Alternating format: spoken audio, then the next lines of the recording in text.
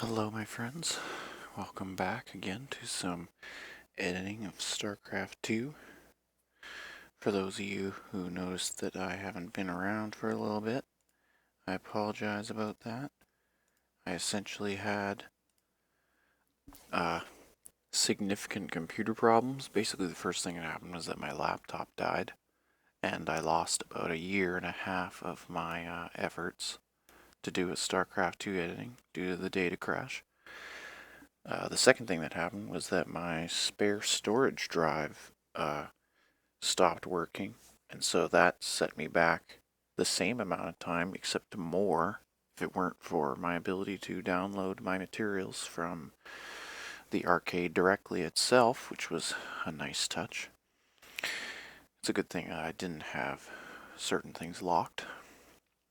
So then the third thing that happened was my last computer remaining, basically it started crashing a lot, and so that was when I stopped playing Aliens The Dark Descent, was because every time I tried to play for 5 minutes, I would end up crashing.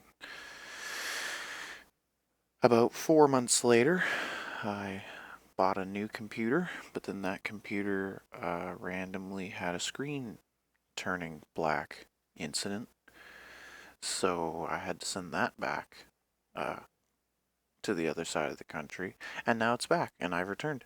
And here I am today. I'm going to talk about M3 files, DDS textures, and what are called Sc2 materials, and also plugins. For those of you that don't know, there are certain plugins that you need in order to see these buttons: the M3 import tool and the export floater.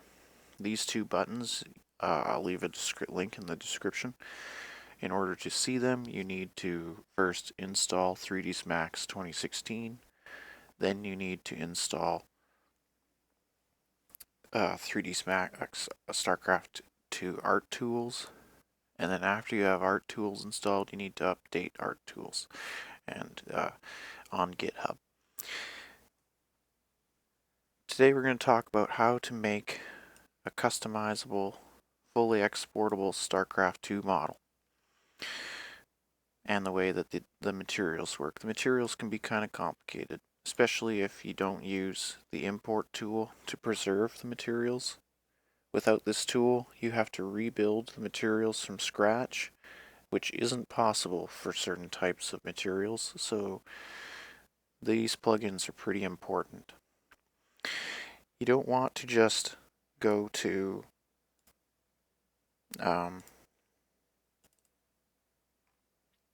your plugins, you want to put them in your other things. So what you do is you go to your C/program files /Autodesk /3ds Max 2016. Then you need to go to plugins.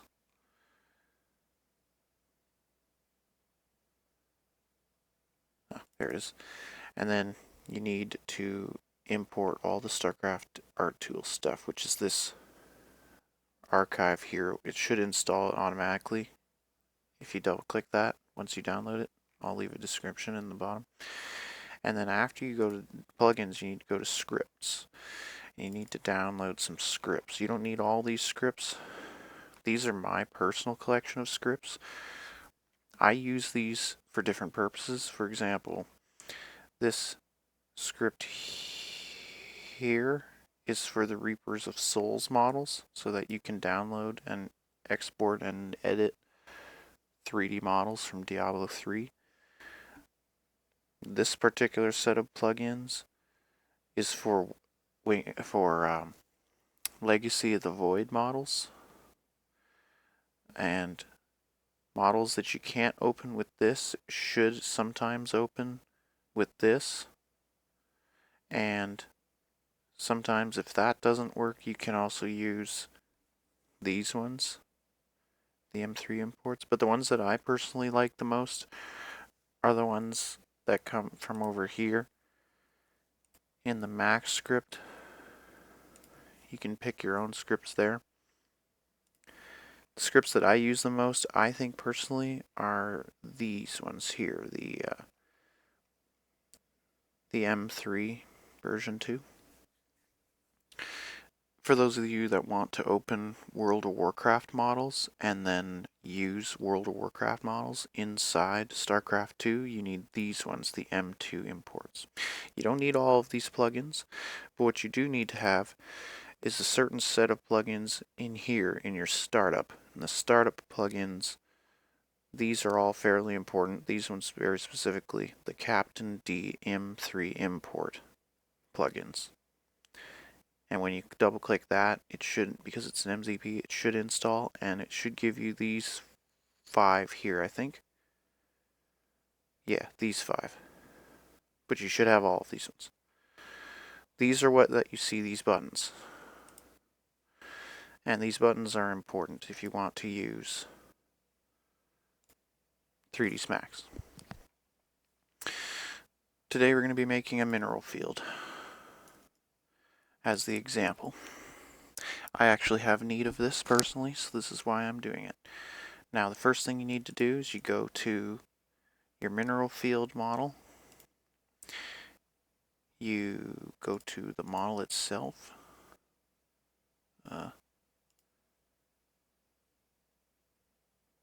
Right.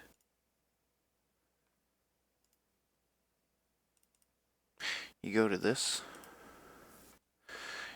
and you type the mineral field you want. In this example,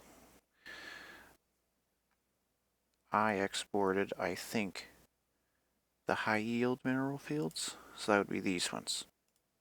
So you click this, you right click, export file, do this 10 times. That's the first thing you need to do. You need to export 0 through 9.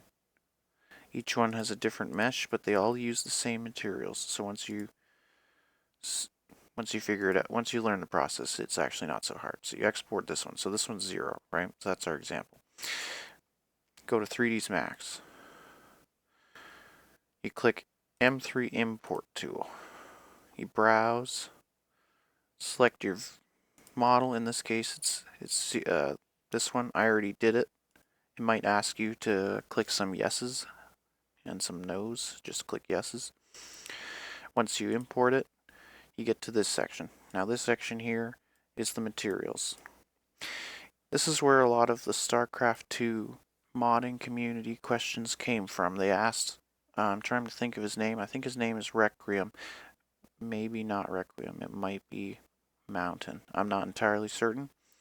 He asked, how do you create models that export properly?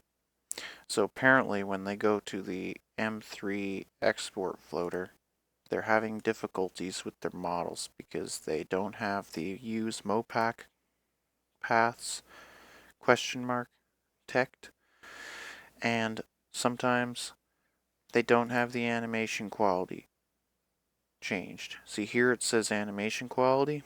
This will compress your animation quality. So if you have a high quality animation that's just totally silly and has way too many keyframes and is just causing StarCraft 2 to crash due to the number of keyframes, this button can be somewhat useful. But because mineral fields don't really have animations, it literally has like one bone, maybe 2 or 3 for the refs. And for some cinematic models such as Zeratul, Artanis, and very specifically, I don't know if you guys know what I'm talking about, but there's this model, it's called Phoenix. It's a version of Phoenix that walks around on 4 legs. He like spins around and stuff. He's not actually Phoenix lore-wise. He's just a purifier that was like created from the dead body of Phoenix. His model glitches out a lot if you have any of these ticked. So what you want, if you're editing any of the Legacy of the Void heroic models like Vorazun, what's his name? Kassar? No. Whatever his name is. There's a bunch of them. The Phase Smith. His name's not coming to me right now at the moment. What is his name? I'm going to die from curiosity if I don't do this.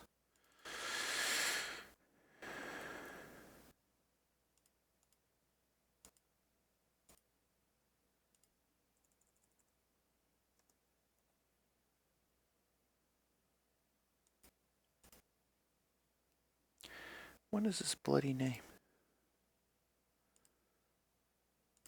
Surely he's here. in the shop, right? Am I just stupid or something?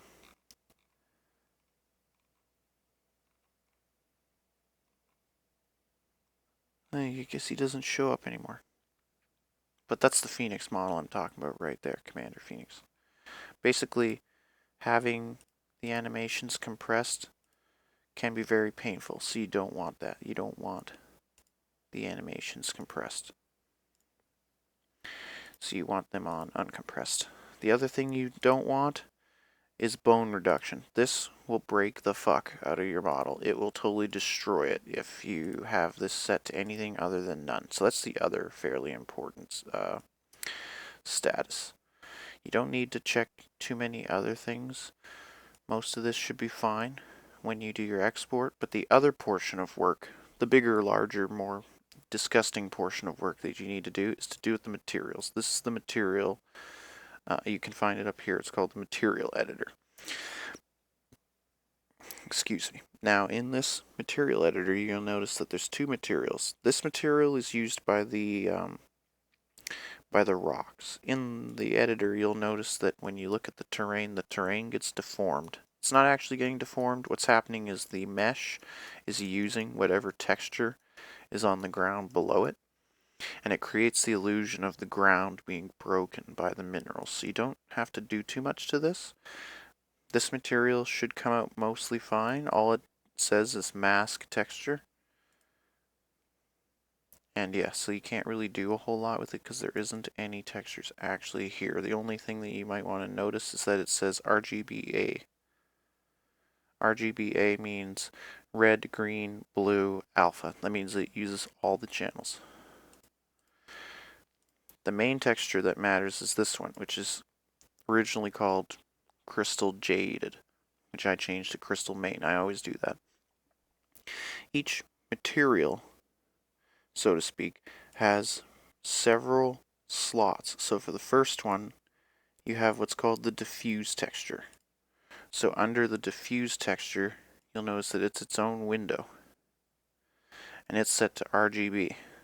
So you need to go up here to the bitmap, and you need to browse for your texture. So in this example, I need the diffuse purple. So the diffuse purple is this, and you need to click open.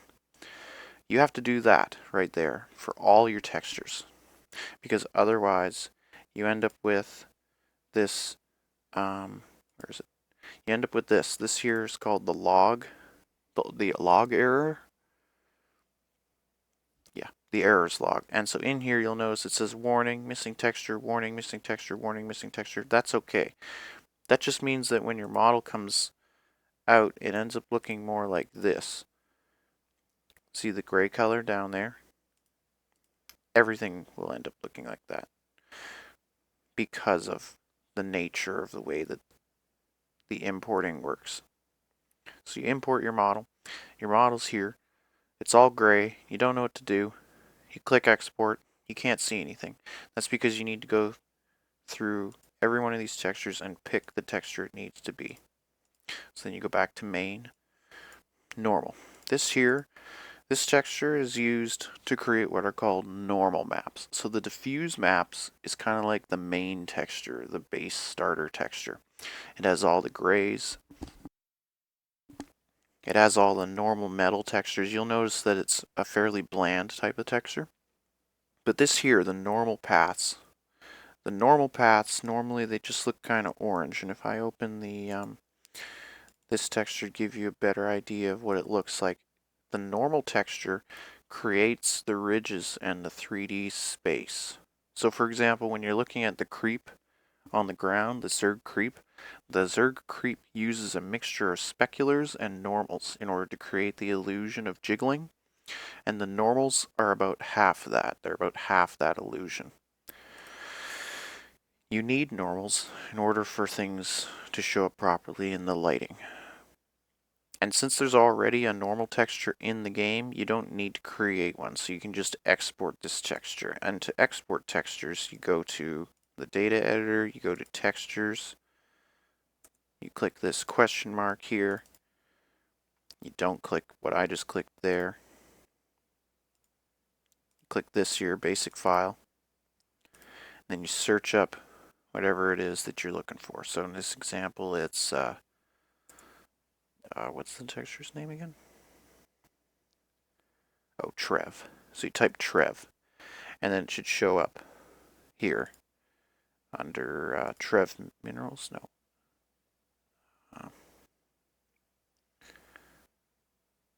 Trev Crystal. There's this one.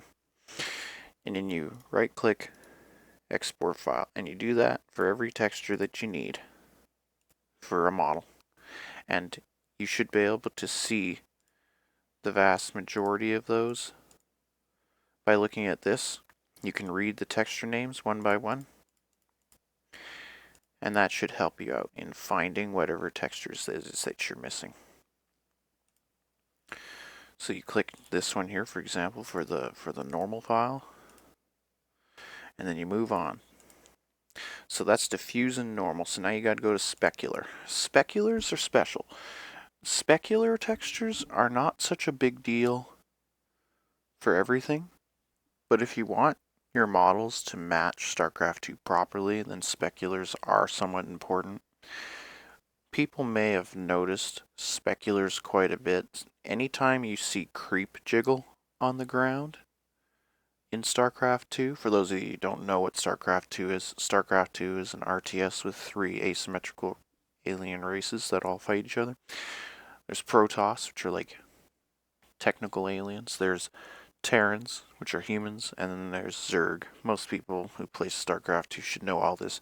What non-players might not know is that the Zerg have this special game mechanic called creep, where they cover the ground in purple diarrhea jizz that jiggles. And the reason it jiggles is because of this bitmap right here. It's called speculars. So you go to specular. Now, speculars are not only used for creep jiggling, they are also used for the shines on metal. For example, anytime you see a Terran siege tank, you ever notice how in some lightings on some maps siege tanks look kind of dark and bland, but on other maps like El Scarso and other desert maps, you'll notice that they have an orange tinge to them. That's because the speculars of the siege tank make the shiny parts, the bright white parts of the diffuse texture glow, and this creates the illusion of a siege tank being mirror polish and being shiny. The Zerg use specular textures on all their units that are very specifically a purple color. So anytime that you see the purple sheen, it's kind of like an oil sheen. If you ever notice when a Hydralisk moves around, sometimes when you look at the tail, sometimes the tail is just team color, but sometimes it has a purple sheen to it. Another example you might notice is when you look at the Zerg Viper and you look at the Zerg Viper's wings, you'll notice that sometimes you can see a rainbow color. It goes from red to green to blue to yellow on its wing edges. Those wing edges are also exploiting this mechanic called the specular. The specular can do things that the diffuse cannot. So while on a Viper texture's wings, the wings look like a totally normal color, but in the specular, they look like a rainbow. And so most of the time when you're looking at a Viper's wings, its wings will look totally normal, as they did in Heart of the Swarm. But in Legacy of the Void, they changed the texture and added the rainbow, which makes it so that whenever the Viper's wings are flapping, there's moments of time at certain angles when you'll see every color of the rainbow on their wings. It gives them a oil sheen type texture. Whether it's creating mirror polish chrome surface areas, or whether it's creating oil sheen surface areas, or whether it's creating the creep jiggle, specular textures are fairly important. They do a lot. And so here we want the crystal speck purple, so that would be crystal speck purple, and you choose that, and then you move on to the next one. The next one is emissive. For those of you who don't know what emissives do, in StarCraft 2, emissives are used to create glows. So for example, anytime that you're looking at a Protoss ship and you see the gold metals and the blue lights are emissives. Anytime that you see particles, anytime that you see glows, a lot of the time when you see, for example, Protoss ships flying around and they leave behind the little trail that glows, it's kind of like a a path that gets left in the air by certain Protoss units, such as the carrier and the void ray. That's because of this layer. It's called the emissive. So you go to emissive, and then you find the color you want, which in this example is crystal environment purple. I made this texture, so it's not a texture you're just going to find. So you click that, and then you move on to the next. This is called an environment. Environments were introduced in Legacy of the Void. You don't see them used very often. You only ever see them used on some of the collector's edition units, such as the Chrome Terran units. So anytime that you look at the Chrome Terran units, I think they have like a unicorn insignia on them. They're not Black Ops units. Let me see. The most famous example I can think of is the battlecruiser. There's a very specific. This here is an example of my battlecruiser that uses what are called environmental maps. But the actual original one, I'm trying to remember its name. Not Emojin, no. Silver. That's the texture name, Silver. So the particular skins of the Terrans, it's a skin pack. They have these unicorn insignias on them, and this is called Silver. So in the game or in the shop, I think they have a different name.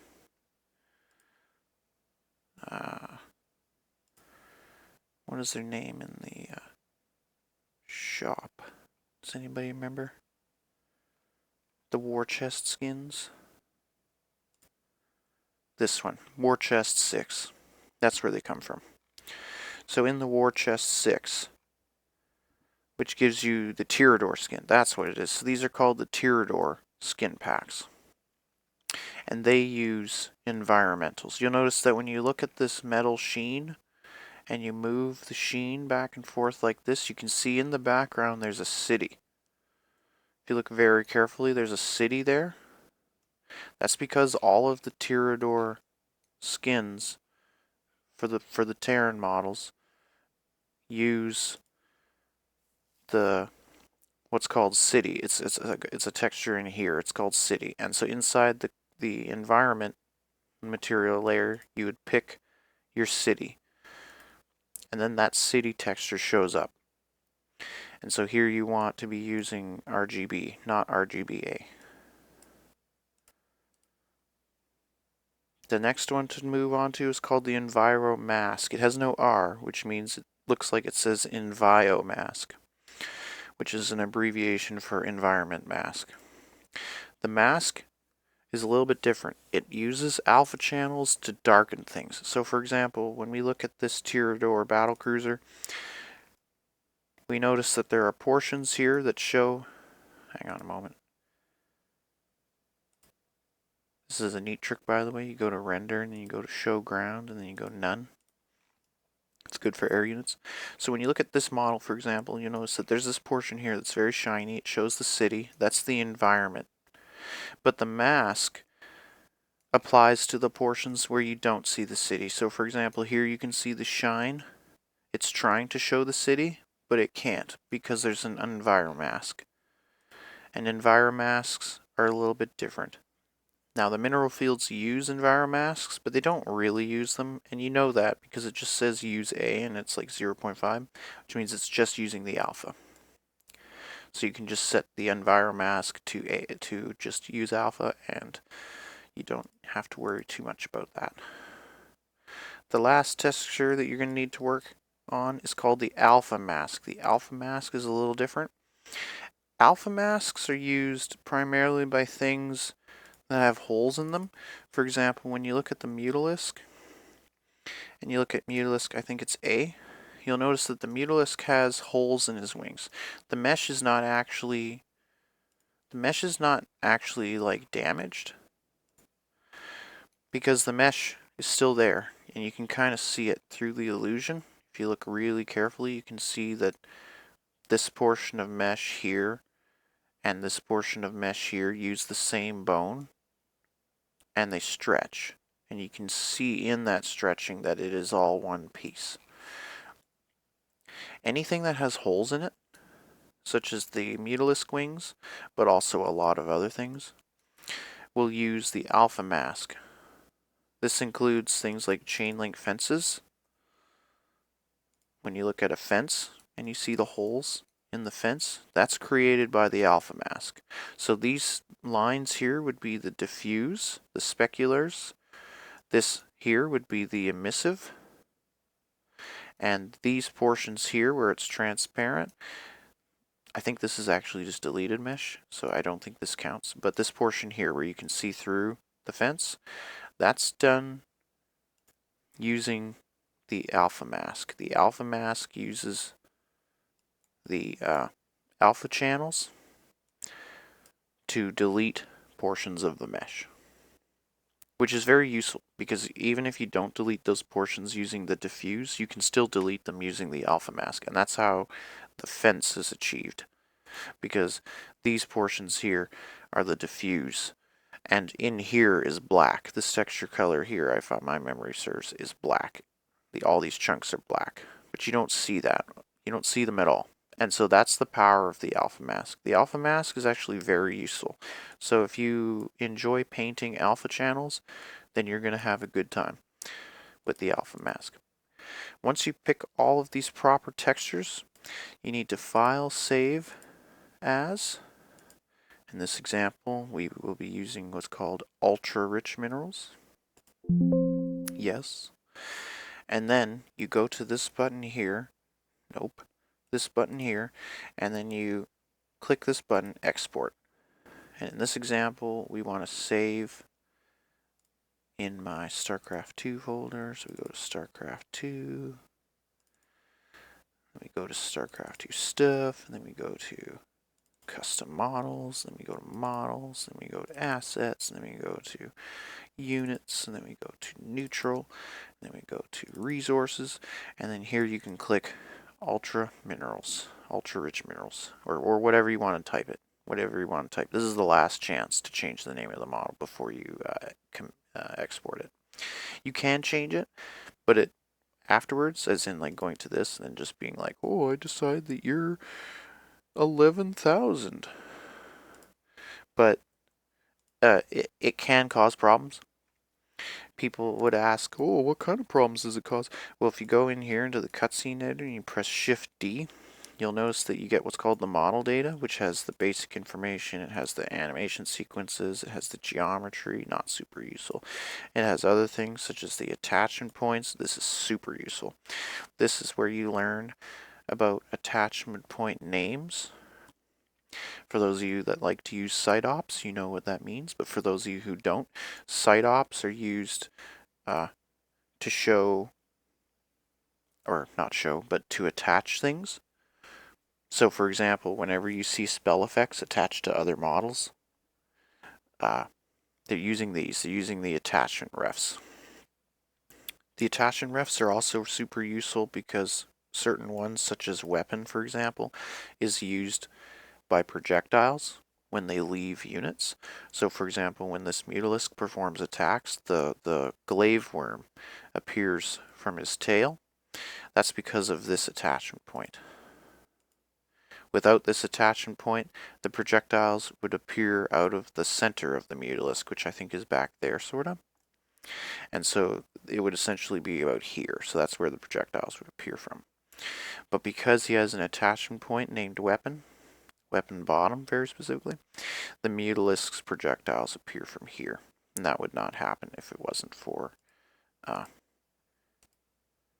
attachment points. And attachment points are fairly important. So you click this, you export. Oops. So now I have to go through all that effort again. I have my stuff saved in terrible locations, so that's my own fault.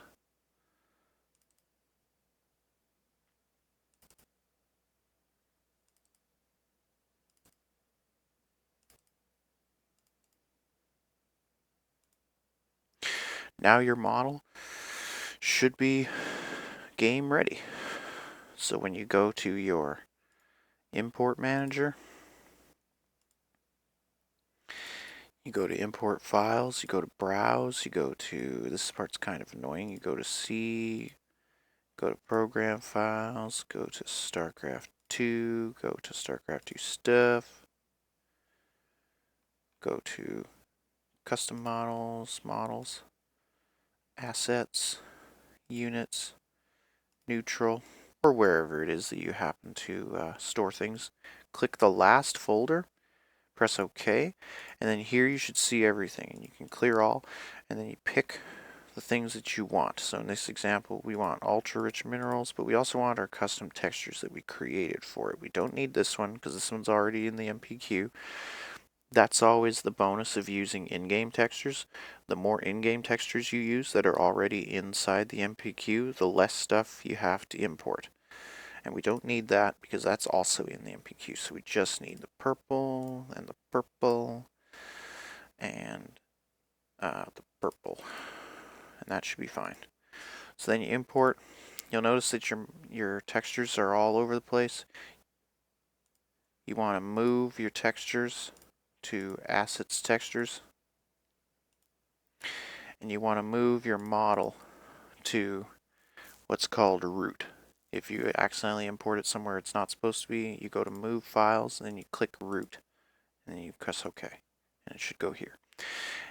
Normally it wouldn't show up like this, it would show up as a sphere. You need to save and then you need to close your editor and reopen your editor.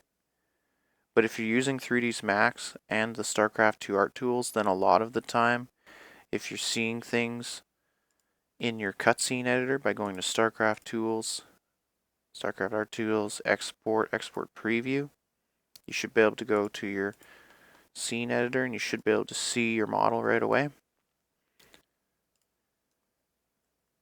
And this here, as you can see, is our pink mineral field. Why are we making pink mineral fields?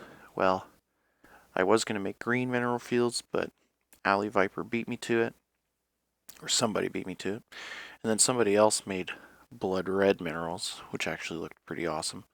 So I couldn't quite decide what looks cooler or more rich than yellow minerals. And so I thought to myself, pink minerals, why not? I like pink. Pink's a pretty cool color. It's pretty scary.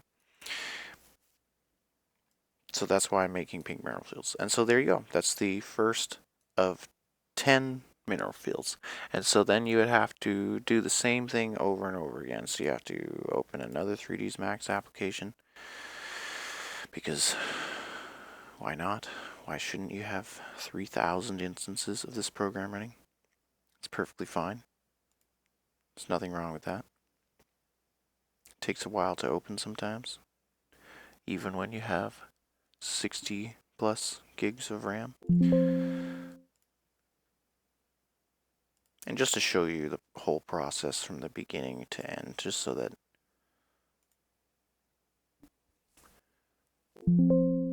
go away. So you go to M3 import, select a file. So this time I want to do 01 because that's my progress so far.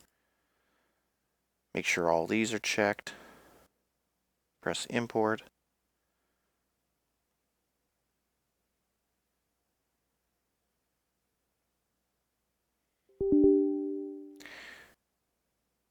I don't actually know what that means or why it's a problem, but whatever.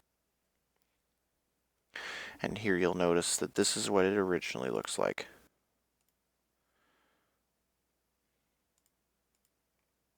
So you change your view from realistic to shaded. Check out the model from the front.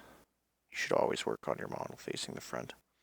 In this one's example, the plates have been moved around, so they're not the same place. So you go to materials.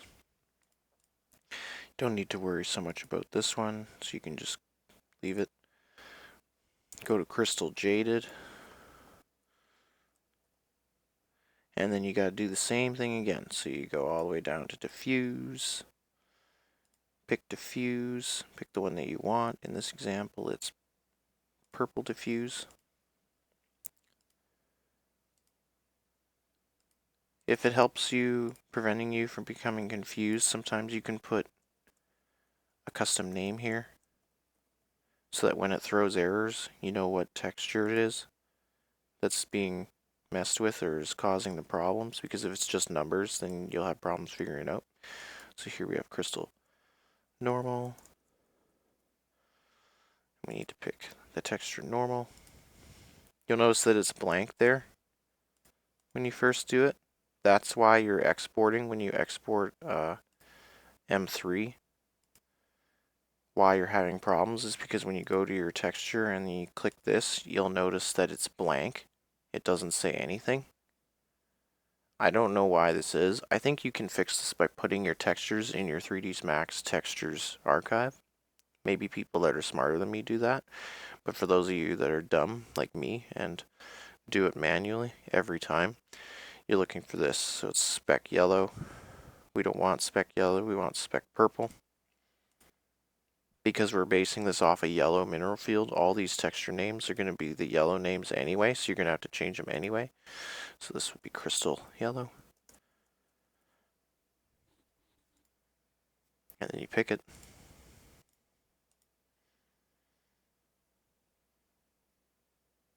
This model doesn't use a gloss, but sometimes glosses are used. This would be crystal emissive. We don't want crystal environment yellow, we want crystal environment purple. In fact, it's getting confusing now that there's multiple colors here, so we're just going to get rid of those. We don't need them anyway.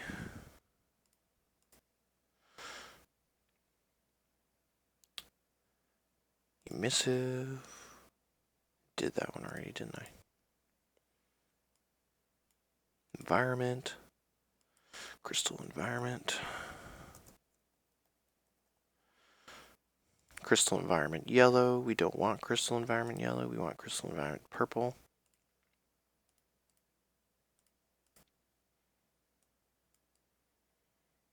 Enviro mask. Crystal enviro mask. And it says crystal spec purple. We don't want crystal spec purple. I mean yellow. We want purple. We don't want yellow.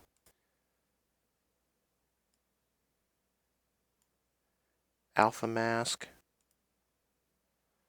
Crystal alpha mask.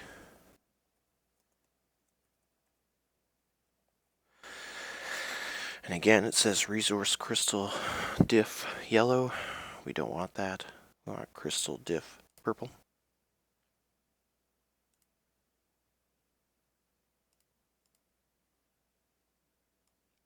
And that should be all of them, I think. But if you made any changes to your original material layers, such as under the diffuse, for example, I changed RGB multiply to 1.5, then in order for your mineral fields to match, you'll have to do the same. So you have to go to mineral field diffuse, and you have to go to RGB multiply, and you have to go 1.5. And the other thing that I think I did was emissives. I made the emissives a little stronger. Yeah, so I set them to 1.2. So go to your other mineral field, go to emissives, change it to 1.2, file save as,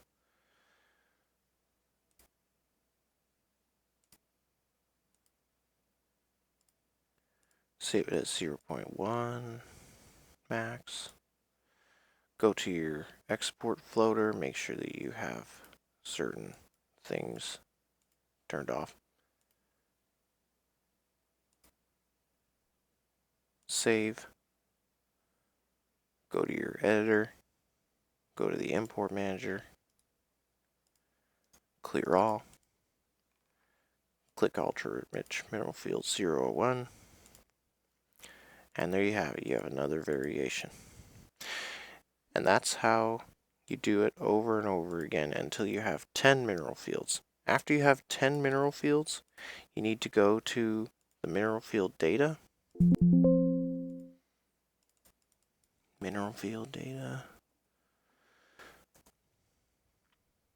In this example, we'll take a look at ultra rich because ultra rich has the base model we're using. Now, under the model data, you'll notice that here there's a portion that says variation count 10. That's important. You need that. The second thing you'll notice is that when you look at the art model, it says field low. In order to change things that don't allow you to change them, you need to turn on what's called raw data. Where's the raw data? I'm trying to remember. Detail view, table view.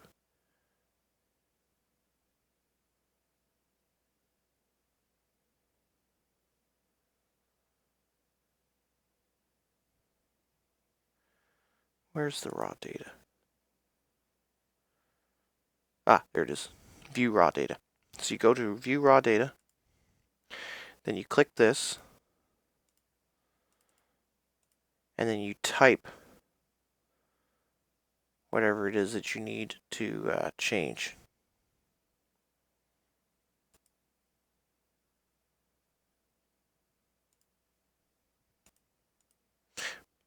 And once you put the right number in there, like, because when you go to, you'll notice that it says assets, buildings, resources, then it says ID, and then it says low, and it says all this other stuff. You'll notice that for certain other models, that name gets changed. And so that's the ID for the ultra-rich mineral field. That's the name of it anyway. So when you type your thing in, so your thing, for example, would be assets, and then it would be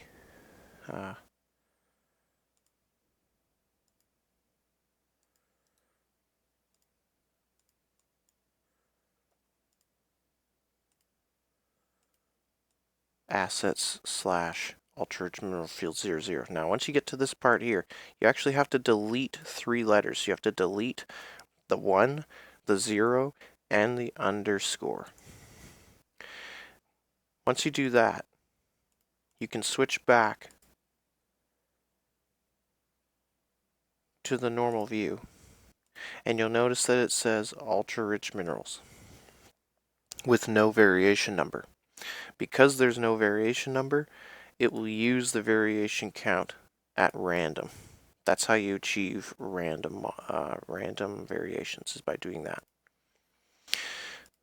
But since we don't need to actually do that, we'll just set it back to what it was. And you'll notice that's what it says here. It just says mineral field low / mineral field low. It doesn't have the underscore 00. It doesn't have underscore 01, etc., etc.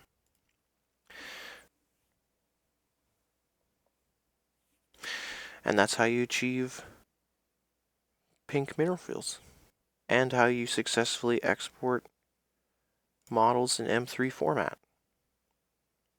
I hope this answers your question, Requiem and Mountain. Special thanks to Requiem and Mountain for asking questions. Thank you so much for listening to what I have to say, and I will talk to you next time.